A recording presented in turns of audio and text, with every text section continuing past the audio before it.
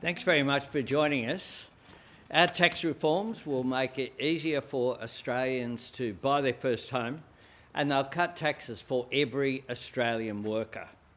Our tax reforms give support to small business, and we will amend our legislation to give every active small business generous capital gains tax concessions.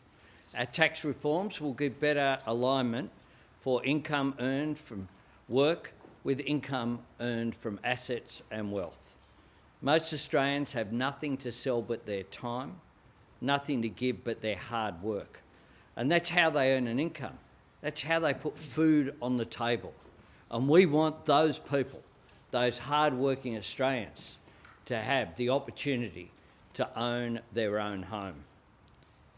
Today, we've secured support to get this legislation through the Parliament with the majority of senators. I expect that just as the three right-wing parties have opposed every one of our tax cuts, every pay rise for workers, every cost of living measure, every policy to build more homes and help more people buy a first home, they will oppose these measures and continue in their race to the bottom to see who can be more anti-aspirational, more anti-worker, and confirm that they're defined purely by what they're against. My government is defined by what we are in favour of, delivering real change in the national interest, making difficult decisions, but so that Australia can move forward. We'll continue to be defined by that. These reforms are important. They're a result of an ambitious budget that was handed down in the interests of the Australian people. We'll hear from the Treasurer, then the Health Minister, then the Manager of Government Business in the Senate and Finance Minister, and then we'll take questions. Jim. Thanks, PM. This is a really important day for tax reform in this country. I wanted to acknowledge the Prime Minister's leadership on tax reform, his support throughout for these difficult changes, and also the work that Katie Gallagher and Mark Butler have contributed to this really important development today. Economic reform is never easy, especially tax reform, but it's worth it when you're delivering that real change that the Prime Minister has been referring to. The passage of these bills will mean a fair go for first home buyers, tax cuts for workers, and a fairer tax system as well. And that's what today is all about. Now, every time there's major tax reform in this country, it involves multiple pieces of legislation and consultation, and that's what we're seeing here as well. But what this will mean is that the major elements of our ambitious tax reforms will be in place once this passes both houses of the Parliament. We will be moving amendments as we flagged. The Prime Minister and I flagged in Sydney on Thursday a series of amendments that the government will be moving, whether it's increasing the small business turnover threshold to make sure that 100% of the 2.7 million active small businesses have got access to concessions and carve-outs, the implementation details for charitable donations, income support payments, the calculation of the Working Australians tax offset, and also removing those ministerial powers where that is necessary and where those powers are not necessary for us to retain them. There is also agreed with the Greens in the Senate that we will take an additional step when it comes to limited recourse borrowing arrangements. Now, many of you would know that super funds are generally prohibited from borrowing to make investments, but this has been an exception in the system. And so the changes that we've agreed today will strengthen the rules that limit borrowing by superannuation funds. We will ban these arrangements for residential property going forward, but we will leave the existing arrangements in place for those existing investments and also have a 45-day transition period for any investments which are currently midstream, and that's important as well. In 2014, David Murray, in the review that he led for the Coalition, recommended that these arrangements be banned. In 2019 and 2022, the Council of Financial Regulators also highlighted the risks in these arrangements, and we will be dealing with that with this amendment in the Senate. This is a very small part of the housing market.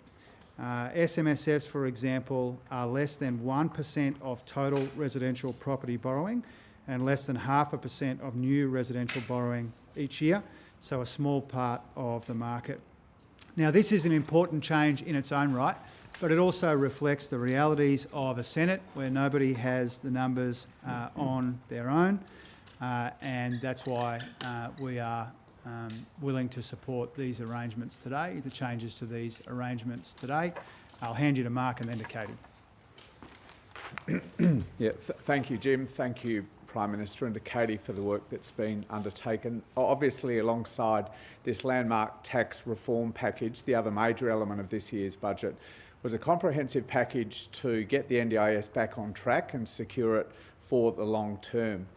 Immediately after the budget, the government unsurprisingly commissioned a Senate inquiry to allow submissions to be made about the package I'd announced some weeks earlier and allow some public hearings, and we've obviously been monitoring that evidence very, very closely. As I said when I announced this package down at the Press Club, big change in an area like this is often very confronting, and some of the evidence that we heard from the inquiry was obviously confronting as well. But the government remains convinced that this is absolutely the right package for the NDIS itself, and most importantly for participants now and into the future who rely upon this enormously important social program being secured for the future. It was obviously pretty clear to us as we came back to Parliament that it was going to be next to impossible to have this bill dealt with over the course of this fortnight. The opposition had indicated, in spite of some encouraging comments from the Leader of the Opposition in his budget reply speech, that they were looking at a 6-month delay to this bill being dealt with in the Parliament. Let me be clear, a 6-month extension would cost the budget billions of dollars, but would also delay our ability to get those cost blowouts under control, to clear up eligibility rules and to crack down on the fraud and the integrity issues that the community knows are there with the NDIS. And that is why we have agreed to an extension of this inquiry that's been underway for the last several weeks for another 8 weeks to report on the 14th of August. This is another opportunity for us to provide ongoing reassurances about our intentions around this package and the degree to which this is an important reform to secure the long-term future of this important social program. We've also agreed to a series of amendments in areas that we'd been considering over the course of this inquiry to make it very clear what support determinations would be able to be made and restricting them only to social activity and therapy areas, making sure that there is no impact on the ability of participants to continue to engage in employment. Also to clarify what appropriate treatment might be that we would expect participants or applicants for the scheme to undertake before they would be considered for entry into the scheme, particularly to ensure that that does not involve any restrictive practices and also only considers treatment that would be publicly funded. So this is obviously, as Jim said, a reflection of the realities in the Senate. We think this reform is the right direction for the country. We think reform is urgent and needs to be considered by the Parliament immediately after this report is delivered on the 14th of August, but obviously there was not a pathway to consider this bill over the course of this fortnight. Senator Gallagher. Thank you, and I thank the PM and Treasurer for their leadership on tax reform and for finalising the negotiations around the passage of those important reforms through the Senate, and also to Minister Butler for working with us throughout that on the NDIS and handling of the NDIS bill. So at 12 o'clock today, when the bells ring, we will move a motion which basically facilitates the passage of a range of legislation, but including the tax reform bills that will pass, and we will have those bills finalised by the end of this sitting week. These have been, appreciate the negotiations we've had right across the chamber. As you all know, nothing gets done in the Senate without deep negotiations. That's been the same for these bills and for this end of session passage of a number of other important bills. So we appreciate that. We appreciate the engagement we've had with all, but in particular with the Greens, for securing this important motion that will pass the Senate after 12 o'clock today. Hang on. What impact does the changes to the NDIS, the delay in the handing down of the passage of this bill have on the budget? And does that give you enough time to get the states and territories on board? We've been working constructively with states and territories, and we'll continue to do so. There will be a relatively small cost of it not being passed in June, in this sitting fortnight, but that's why we will aim at getting the bills passed soon after the Senate reports on the 14th of August. We have a Senate that we have to deal with. We have a Senate that we have to deal with, and that is precisely what we're doing. Josh. So just with the lived experience of people in the disability community when they're giving evidence to that inquiry, would you commit to consider making significant changes to the bill if that's what you're hearing from the disability community? Well, I'll ask Mark to comment, but let's be very clear. Labor created the NDIS. We support the NDIS. We want to strengthen and make sure that the NDIS is sustainable. That's why we're making these changes. Very clearly, when we came to office, the NDIS was growing at an annual rate of 22%. That is not sustainable. What we want to make sure is that reform occurs so that everyone who needs the support of the NDIS with a disability receives the support that they need. But so that we get rid of and deal with some of the waste and anomalies which are there, which don't assist people with disabilities, but which assist in some cases some unscrupulous people who have exploited the situation. We want to make sure that they get the support that they need. Jim, Mark? Thanks, Prime Minister.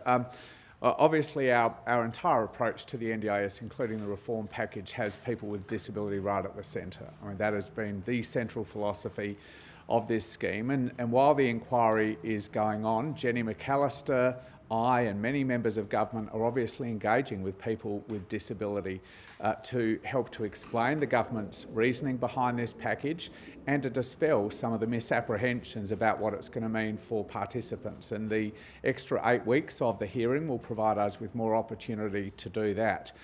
To your question about states, even though this inquiry will continue and the bill won't be dealt with in the Parliament until August, we're getting on with the job.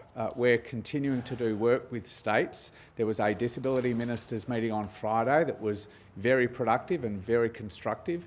We'll announce soon the membership of the technical advisory group that will advise not just the Commonwealth but the states and territories as well about a new functional capacity assessment regime for eligibility. There's a lot of work for us to continue to do, and we'll start doing that now. We've already started it. We're not going to sit on our hands while the other 8 weeks of inquiry continues underway. Right. Well, we'll reward politeness by going here, here, here, here, here and here, and then we'll go over that side. Yeah. Prime Minister, the Greens... Particularly polite gentlemen. Thank you. Hand up. The Greens it's said... rewarding, good behaviour. Thank you. The Greens said that they want to delay the bill as long as possible. They said they still wouldn't support it, even when it returns to a vote in the Senate. With the deal that was struck today, are those, even if the Greens don't support the bill, is the deal struck locked in, and have you given that guarantee to the Greens? I'm not quite sure what all that means, but the Greens have not supported reform that's necessary for NDIS. So they've said that the whole way through. The coalition have said, and the three right-wing parties have all said, they oppose any tax cuts, they oppose any reform. That's as it has always been. That's what they've done for the last 4 years. And so there's different positions that they have. There was an attempt to bring that together to block everything. We've ensured that that hasn't happened. Minister Butler referenced, the inquiry heard that the changes would result in people dying, that they would be isolated from their communities. Is the government pushing ahead with the reform because it does not believe that will be the case? I don't accept the characterisation that you've made and that others have made. We've obviously designed these reforms very carefully. The focus, for example, on social activity budgets means that those budgets that deliver core supports to people, their accommodation needs, their activities of daily living, help with feeding and showering, their employment arrangements, their travel to medical appointments, all of that is entirely quarantined from this reform process. So, as I said, I get that these are big and confronting changes for participants, and a lot of the evidence has reflected that degree of anxiety that I always expected would be there within the disability community. Our job is to reassure those participants, their families and others who care deeply about this scheme that this is necessary reform. It's hard reform, but I'm not going to sugarcoat the fact that big change needs to happen to the NDIS. We've designed that change very carefully to ensure those sorts of risks that you just described are not there. They're simply not there, so I don't accept that characterisation. Josh? On this same topic, Minister, you said in your opening preamble that some of the evidence to the committee already has been confronting. You're talking about extending the inquiry here for 8 more weeks. You would imagine that there would be more evidence of the inquiry that maybe goes along some of these similar lines. You're talking about reassuring the disability community, people who are on the NDIS, that some of these claims are unfounded and so forth. A number of leading think tanks, Grattan Institute, the Labor-led Human Rights Committee have made separate findings here. Are you reassuring people as well that this is the final form of the legislation, or is this 8-week extension also going to include the potential for further amendments, further negotiations on the final form?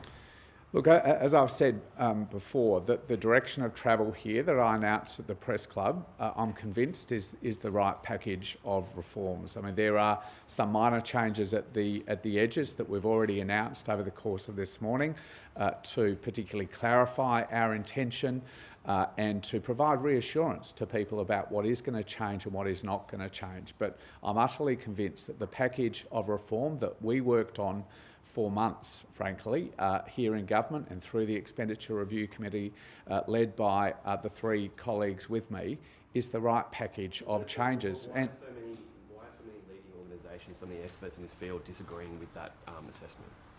Well, I get that this is hard change and people are concerned about the impact it's going to have on participants. Our job is to clarify exactly what that impact will be. There will be an impact in areas like social activity budgets. I've been upfront about that from the time I was there at the Press Club. It has been growing far too fast, from $4 billion 5 years ago to $12 billion this year, so as much as we spend on the entire pharmaceutical benefit scheme, projected to rise to close to $20 billion by the end of this decade. That is simply not a sustainable position for us to be in. So we're going to focus on getting that back under control, return that budget to where it was last year in 2025, still about 3 times where it was 5 years ago, but allow us to protect those core supports that people do rely upon for their activities of daily living, their engagement with the health sector, their engagement with employment and their safety. We have protected those core supports because we understand just how critical they are for participants. Just here. Prime Minister, the Commonwealth Ombudsman has raised some concerns about automated decision-making in the bill. Can you guarantee that this won't lead to a repeat of the Robodebt scandal? And what's your message to the CEO of the NDIA, which is one of the most complained about federal agencies? Well, we've been very clear, both in my second reading speech and the explanatory memorandum, that we are treading very carefully into any use of automated decision making, as you describe it, Dana. Obviously, we're taking advice from a range of bodies like the one that you've mentioned. I've made it very clear that any use of ADM would be simply about administrative processes, certainly not about anything more substantive than that. There is, as you know, underway a whole of government approach to automated decision making. So we're stepping sort of very carefully into this space. This is obviously an incredibly complex, large program. Some level of automation of some administrative processes is pretty unremarkable in government today, but we've been very careful to provide reassurance, not just to bodies like that, but more importantly to participants, that this is very much administrative in nature and will continue obviously to be informed by the whole of government processes. Yeah, here, and then we'll go over to the left wing over there. Yep. You're right through, yeah. Oh, great. Do you know the median price of a unit in your own electorate, Prime Minister? And do you know how much that's sort of grown over recent years and the prices that young people are facing trying to buy a house in, say, Marrickville? What I know is that prices in Marrickville have increased substantially, and right throughout my area, but right throughout the whole country that has occurred. But what we are doing here is I talked to someone last weekend who was able to be successful at an auction that previously they'd almost given up on. That's a fantastic thing.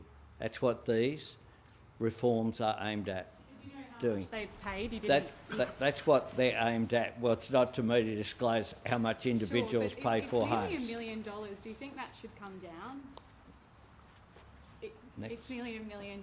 Do you think that's affordable for a young person to be able to buy a unit in Marrickville? Well, it depends on what their income is. It depends on all of their status, which is there. So people are, we want to give young people a fair crack at owning their own home. That is what these are aimed at doing. The evidence is people are coming forward, and indeed through our caucus, countless examples of people saying, we got a fair crack for the first time. That's a good thing.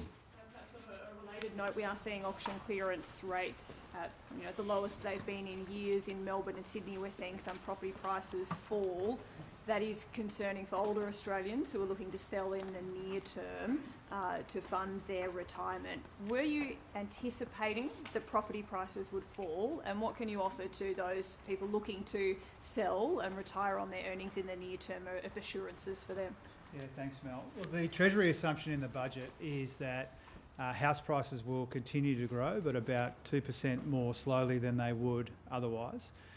It's important to remember that whether you're talking about house prices or about auction clearance rates, we were seeing some of them begin to soften even before the budget, and that's because there are a number of factors at play when it comes to auctions and when it comes to house prices, including movements in interest rates, global and domestic economic conditions, and also tax settings as well. And so some of that direction was already set before the budget.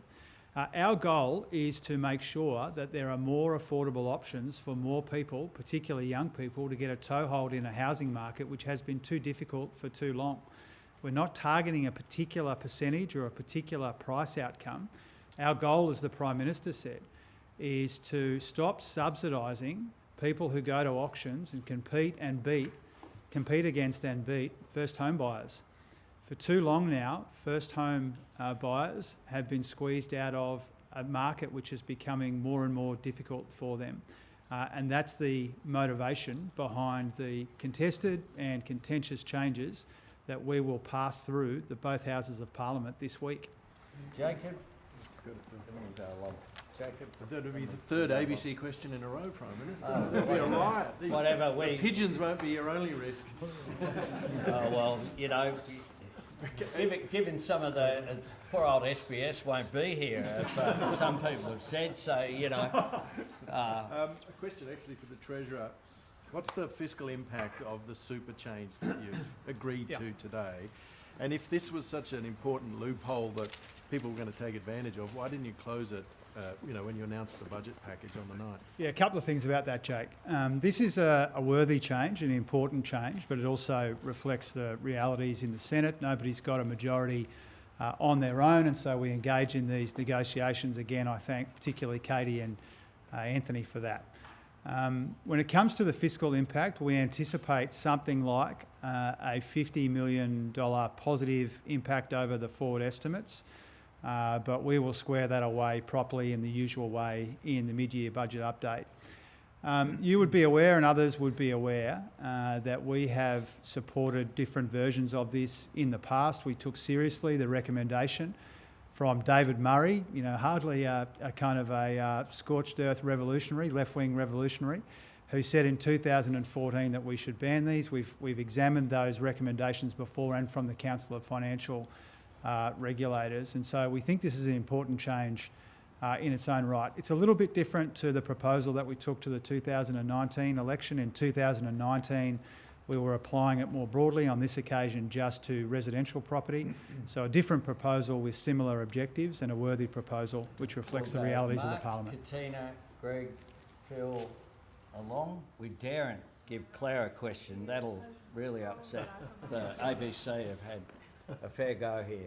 Mark. Okay. Prime Minister Pauline Hanson this morning again said she wanted Australia to become a monoculture, and she evidenced Japan as a successful example of a monoculture. I want to know what you think about Australia becoming a monoculture using Japan as a template, and what effect that might have on the nation. Modern Australia is not a monoculture, and it never has been. Indeed, under pre-1770 and then 1788, there were many First Nations in this country. And since then, I think our diversity as a nation is a strength. You know, the fact that in the last month, yesterday, Sunday, I was at an Assyrian function. It was a wonderful function in southwestern Sydney. You know, should that be allowed to happen? Should, you know, the functions that I've been at and met with community organisations, including I'll be meeting, I think next week with, again, or it's scheduled with members of the Chabad community who were here during the last parliamentary sittings, members of the Jewish Orthodox community who are here. Is that okay in Australia? We had, from the arrival of the First Fleet, not everyone was at one. There were some in chains and some who were in charge of the people in chains. There were Catholics and Protestants. We have had a rich culture, and when we look at the Socceroos, we see examples of that rich culture. People who are proud of their ethnicity, of who they are, but also who are proud Australians and representing our great nation. And the whole country will be cheering them on Friday at 12 o'clock. And I hope that the country stops for a little bit during that time. It's who we are, so it's really a nonsense argument to go back to something that was actually never there. And I think that it's an example of policies and a vision for the country that isn't thought through, that doesn't represent who we are in 2026. And in 2026, what Australia needs, like the rest of the world needs, is governments that take us forward. There are big challenges in this country, like there are around the world, that, you know, the government's grappling with artificial intelligence, what it means for the nature of work, what it means for how we move forward. We won't move forward if we get stuck in these cultural debates that are all aimed at dividing people. Let's be clear. That's what it's aimed at. I aim to unite the country and to bring it forward. Prime Minister, mining exploration companies, who are the ones that you'll need to get the critical minerals agenda that you want happening, the capital gains tax changes are going to hurt them, and they don't believe that the definition of an innovative business in the preferred model for the further changes will include them. I understand Roger Cook conveyed this same message to you yesterday. How are you looking on that argument from the junior miners? Look, we're consulting. There's a discussion paper out there. And I make this point, that something that was never done by any government before our government and before this Treasurer put in the budget was the work of Geoscience Australia, to actually have a mapping of Australia of everything that is under the ground and everything that is under seabeds as well. I think from memory, $50 billion or thereabouts. It's substantial. An announcement that I made in Western Australia at a leadership forum meeting hosted by the West Australian. That's something that wasn't done. And when I went to Geoscience Australia, I was somewhat shocked, Dan. I encourage people who are Canberrans here or people who are visitors to our great bush capital here to go and visit them, see the work that they're doing. The scientists making an enormous difference for Australia. So we'll work constructively, we'll engage constructively, because that's what defines our government. Greg? The Treasurer has just said that there's a $50 million positive impact from the SMSF changes. What, in dollar terms, is the negative impact on the budget from the NDIS extended inquiry? And the Greens are now saying that they're going to be pushing for more changes in the NDIS in return for their support for further budget measures, such as trusts.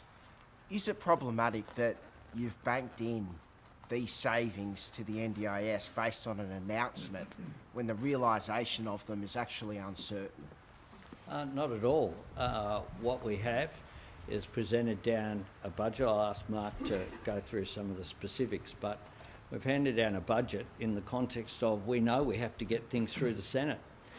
And the question for the three right-wing parties and their cheer squad is, why is it that the right-wing parties and their cheer squad just say it's okay to say no to everything, say no to change? We've had debates for a long period of time in this country calling for tax reform. When you see it, everyone who says that they need it, not everyone then comes on and says, okay, we need this change or this shift or this amendment. Some of them just say no to everything.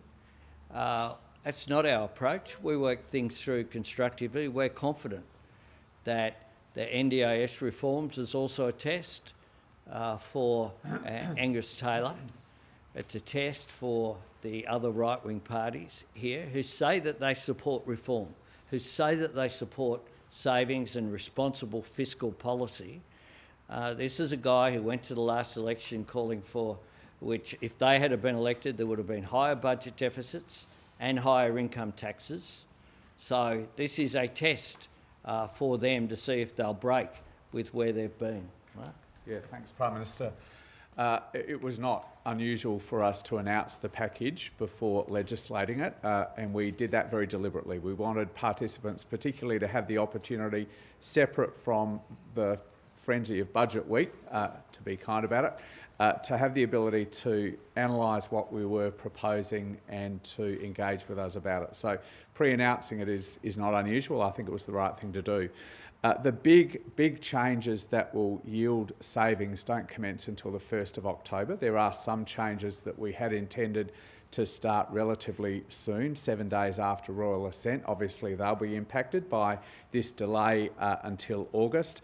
As the Treasurer said, we'll account for that in the mid-year budget update. But indicatively,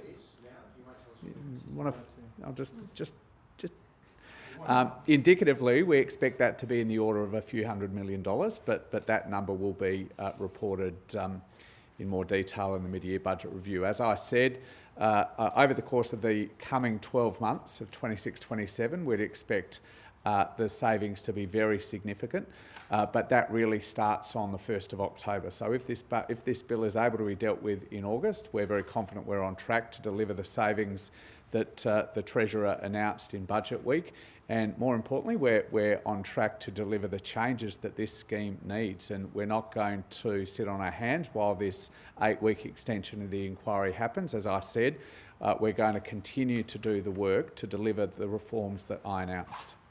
Phil here, and we'll finish with you because you've been very polite. Yeah, thanks, Ben. Probably better ask Senator Gallagher in your capacity as... Yeah, it's a little bit long-winded, but bear with me. Just in your capacity as Finance Minister, Senate Negotiator and Minister for the Status of Women, I've spoken about the SMSF change. I've spoken to a financial advisor who says he uses this strategy mainly for divorced women, middle-aged divorced women, using a limited resource borrowing arrangement to buy a place where they may want to live, they'll be able to live in retirement or sell, buy something else they can live in retirement. He says they use their employer super contributions and their rent to pay off the mortgage. He said if you shut down this avenue, this will condemn them to a life of renting in retirement. When you did this deal with the Greens, did you take into consideration any unintended consequences, which seems to be the story of this budget? And do you envisage having to mop up in the aftermath of this? Well, for a start, I think the Treasurer has taken through the percentage of residential properties that are which utilise limited recourse borrowing.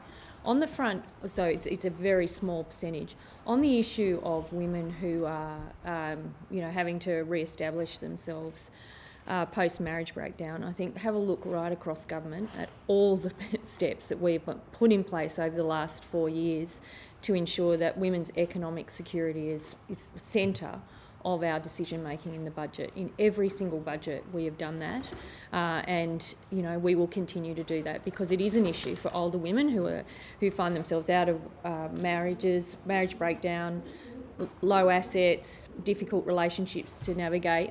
But limited recourse borrowing hasn't been the big element of that when it's been raised with me by women's organisations. It's been wages, it's been super, it's how do we ensure a good outcome through court processes. All of that has been raised as centred of their thinking. The New South Wales government's been accused of dragging its feet on dealing with the gun buyback that you announced in the wake of Bondi. Are you worried about where the Minns government is up to in terms of getting through the legislative framework for that? Well, I've had direct contact with the Police Minister, Yasmin Catley, and I'm confident that we will work through those issues constructively. The gun buyback is important. It is important that as many states as possible participate. We have been flexible in the framework that has been put forward by Tony Burke in dealing with states and territories, and we'll work constructively with states and territories as we always do. We had a very constructive meeting of the National Cabinet yesterday. Last one. Question for the Treasurer. Do you have an estimate for how much extra costs have been from the announcements this week on the fuel excise levy, on the extension or the delay for the NDIS, and all the other things that have been announced this week? How much is that changing the bottom line for the budget? Well, we announced yesterday when we introduced the legislation for the fuel excise tapering that it would be around $400 million. Subsequent to that, the Prime Minister and the state and territory leaders have indicated that they will also kick in, but $400 million. The NDIS Minister Butler has indicated the NDIS cost is in the order of a few $100 million. We said last Thursday when it came to the implementation details and the amendments before the Senate that would be about 1/17 of the total amount raised by our tax reforms. Yeah. Thanks very much, everyone.